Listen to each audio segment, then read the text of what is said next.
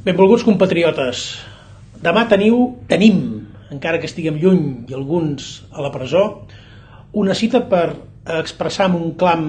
unitari, amb un clam alt i clar, que volem llibertat i volem democràcia,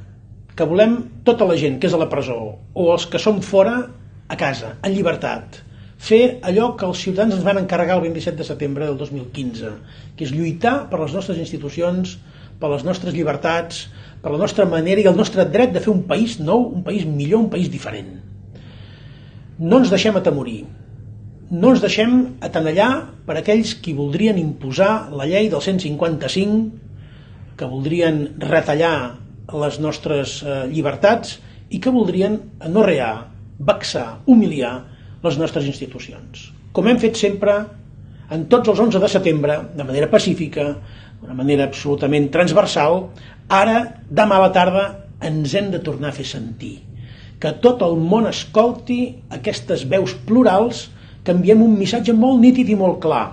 A l'estat espanyol, així no pot continuar. A la comunitat europea, deixi de mirar a un altre costat. A tots els demòcrates del món, dient-los que hi ha un poble dempeus, digne, que no hi haurà barrots ni exilis que el puguin dissuadir de voler fer possible allò que els és permès a la majoria de pobles demòcrates del món, que és decidir lliurement el seu futur, i decidir-ho a través de les urnes, ni amb violència, ni amb repressió, ni amb fiscals, ni amb jutges, ni amb governs autoritaris, ni amb governs imposats, sinó a través de les urnes, que és la manera de saber la voluntat popular. Som-hi tots, us necessitem molt actius, us volem sentir, segur que els que som a Brussel·les o els que són a la presó sentirem el vostre clam demà. Moltíssimes gràcies.